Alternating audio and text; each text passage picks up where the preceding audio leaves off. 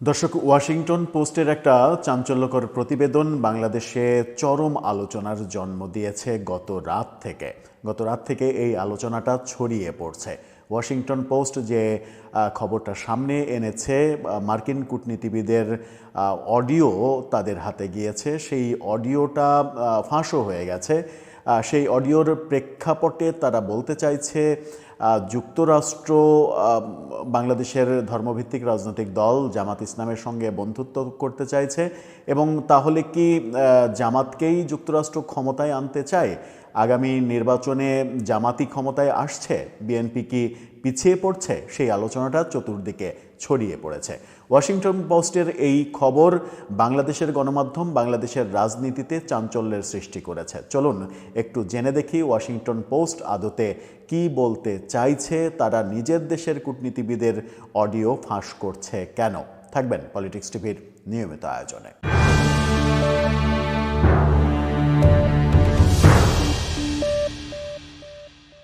দর্শক, ওয়াশিংটন পোস্টের খবরের কথা বলছিলাম, সেখানে যে কথা লেখা হয়েছে সেই বর্ণনাগুলো ভয়াবহ এবং তারা এক অর্থে প্রমাণ করার চেষ্টা করছে যে যুক্তরাষ্ট্র এই মুহূর্তে চাই জামাত ইসলাম আগামী নির্বাচনের মাধ্যমে ক্ষমতায় আসলে কোনো সমস্যা নেই, তাদের সঙ্গে বন্ধুত্ব করতে চায় তারা।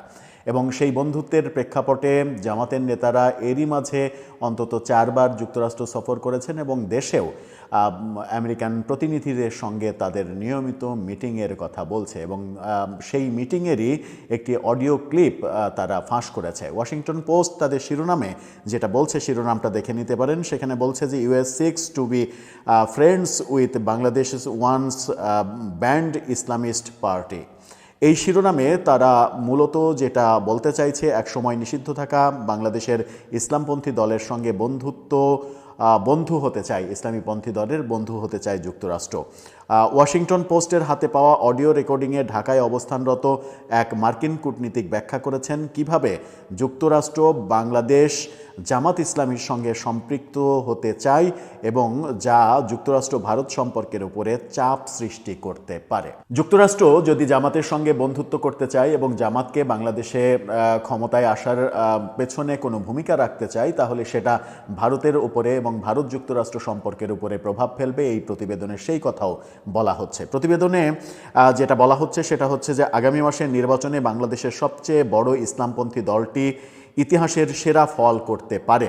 এমন পরিস্থিতিতে যুক্তরাষ্ট্রের কূটনীতিকরা দলটির সঙ্গে সম্পর্ক জোরদার করতে আগ্রহী বলে জানিয়েছে ওয়াশিংটন পোস্ট প্রাপ্ত অডিও রেকর্ডিংয়ের বরাতে। সেই অডিও রেকর্ডিং ফাঁস করে দিয়েছেন আল জাজিরার সাংবাদিক জুলকারনায়েন শায়ের। অডিও রেকর্ডিংয়ের সামান্য একটু আপনারা কিছু কিছু অংশ শুনে আসুন, তাহলে বুঝতে পারবেন যে এই বিষয়ে জামাত, বিএনপি, বাংলাদেশের প্রাসঙ্গিক বিষয়ে সেখানে কথা হচ্ছে। People have criticized the way he's handled the parties, but he has said, this is your problem, this is your problem, this is your problem. You have to talk to each other. Your parties are talking to each other. Jamaat and BNP have each other on their speed dials. That of the economy, some of the reforms they're putting in at the end. If Jamaat were to seize all the Catholic schools in Bangladesh, they would have 100% tariffs put on them the next day. দর্শক, এই audio রেকর্ডিংয়ের পুরোটা শোনাতে গেলে অনেক সময়ের ব্যাপার। পুরোটা শোনার চাইতে আমরা একটু আলোচনা করি যে সেখানে কি আলোচনা হলো এবং যুক্তরাষ্ট্র বাংলাদেশের আগামী নির্বাচনের প্রেক্ষাপটে কি ভাবছে। জামাত ইসলামী দলটি বাংলাদেশের ইতিহাসে একাধিকবার নিষিদ্ধ হয়েছে বলে ওয়াশিংটন পোস্ট বলছে। সেখানে বলছে সর্বশেষ এটি নিষিদ্ধ হয় শেখ হাসিনার শাসনামলে। 2024 সালে ছাত্র আন্দোলনের মুখে ক্ষমতাচ্যুত হন এই কঠোর শাসক, সেভাবে বলছে তারা। ঐতিহ্যগতভাবে জামাত শরিয়া আইনে রাষ্ট্র পরিচালনা এবং নারীদের কাজের সময় কমিয়ে আনার ক্ষেত্রে সন্তান পালনের দায়িত্ব পালনের সহায়তা করার পক্ষে কথা বলছে।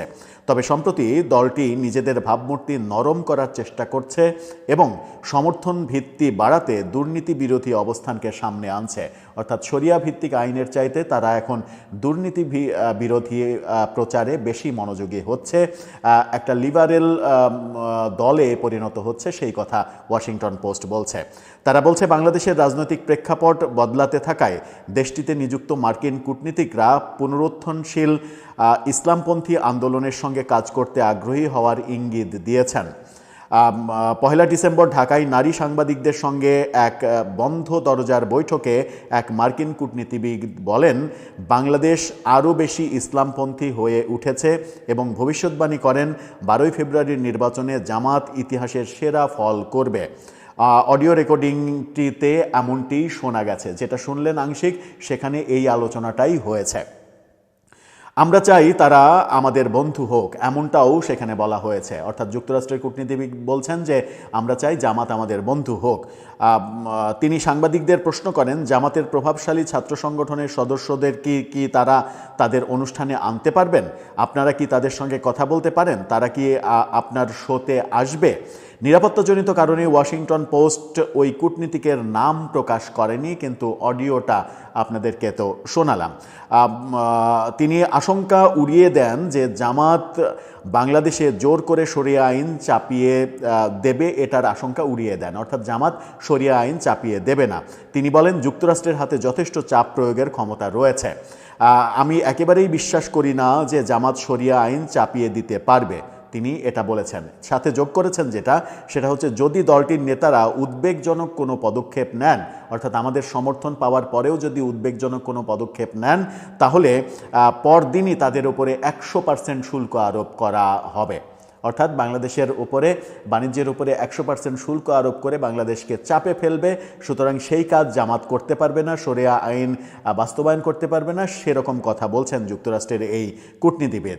ঢাকায় অবস্থিত মার্কিন দূতাবাসের মুখপাত্র মনিকা শাই এক বিবৃতিতে বলেন, ডিসেম্বরে যে আলোচনা হয়েছিল তা ছিল যুক্তরাষ্ট্র দূতাবাসের কর্মকর্তা ও স্থানীয় সাংবাদিকদের মধ্যে নিয়মিত অফ দ্য রেকর্ড আলোচনা। তিনি অস্বীকার করেননি এই প্রসঙ্গ, কিন্তু তিনি বলেছেন যে এটা অফ দ্য রেকর্ড আলোচনা, এটা প্রকাশ্যে আসার মতো আলোচনা নয়।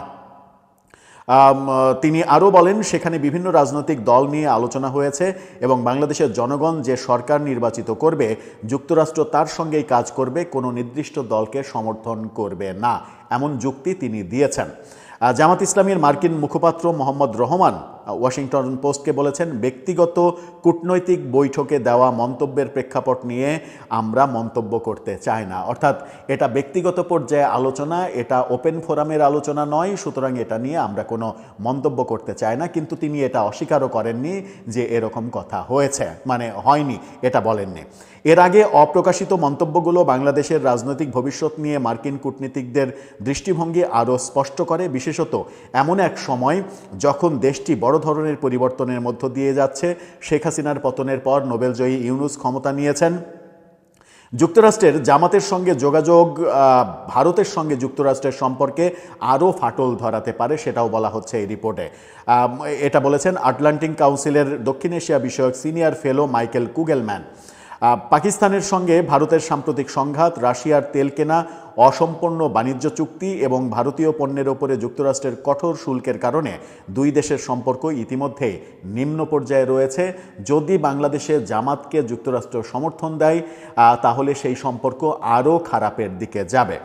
ভারতের সবচেয়ে বড় ভয় বহু বছর ধরেই জামাত, বলেছেন কুগেলম্যানও।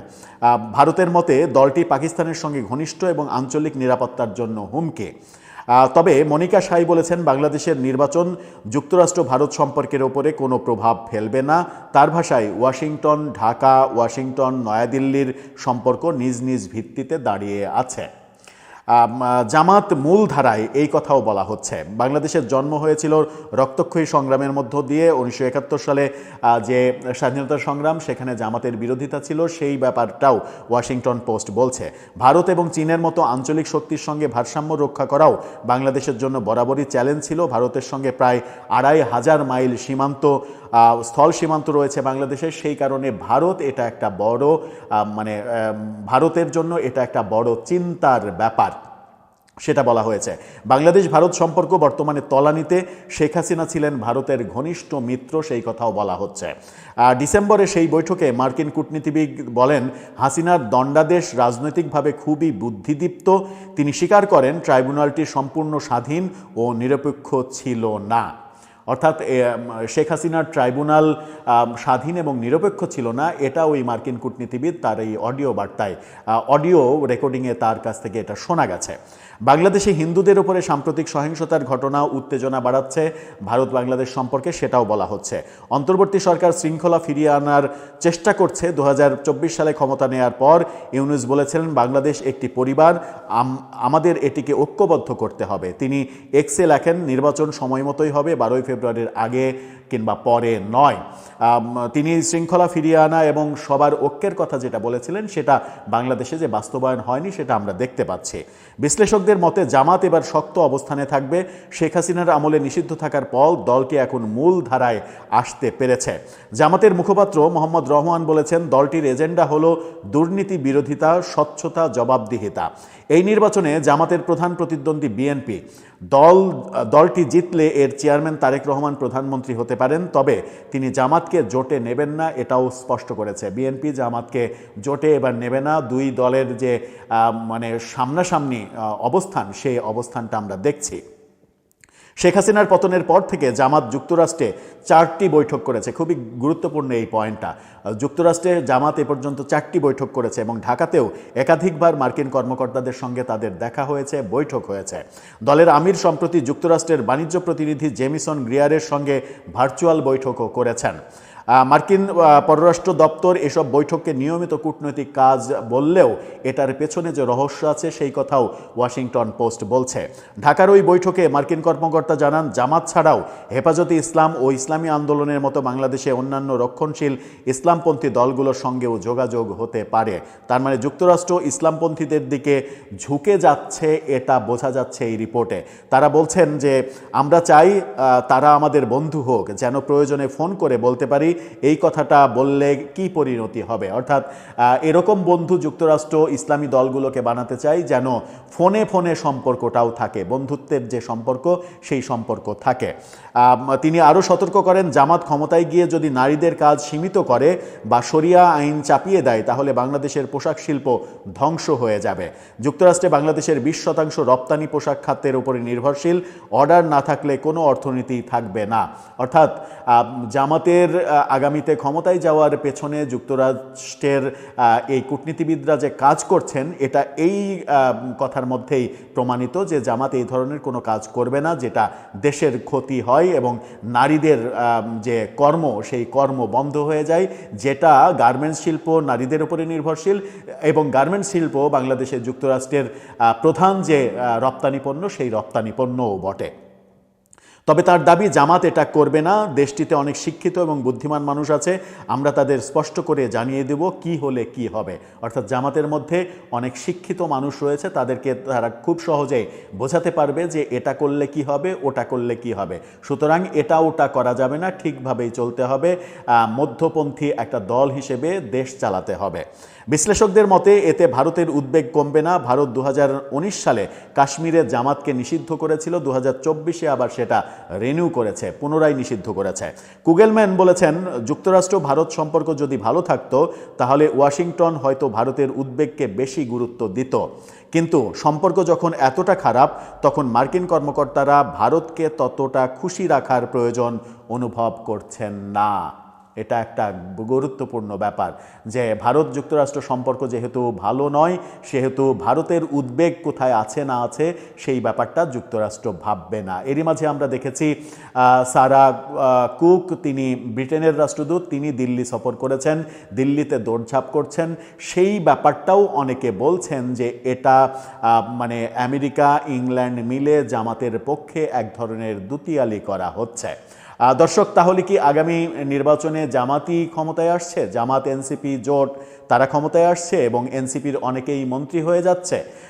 জামাতের আমির ডাক্তার শফিকুর রহমান, তিনি কি বাংলাদেশের প্রধানমন্ত্রী হচ্ছেন? বিএনপি কি একটা বড় হোঁচট খেতে চলেছে? আন্তর্জাতিক সম্পর্কের ক্ষেত্রে বিএনপি কি পিছিয়ে পড়েছে? ওয়াশিংটন পোস্ট তাদের এই রিপোর্টে এবং তাদের যে অডিও বার্তা, সেই অডিও বার্তাই যেটা প্রমাণ হয়, তাতে এই খবরটা বিএনপির জন্য খুবই শুধু অস্বস্তিকর নয়, এটা একটা বিপজ্জনক খবর তাদের জন্য। দর্শক, আপনার কি মনে হয় যুক্তরাষ্ট্র কোন পথে হাঁটছে? এর ফলাফলটা কোন দিকে যাবে, নাকি আমরা একটা অনিশ্চিত আগামীর দিকেই এগিয়ে চলেছি? আপনার মতামত জানিয়ে লিখতে পারেন আমাদের কমেন্ট বক্সে।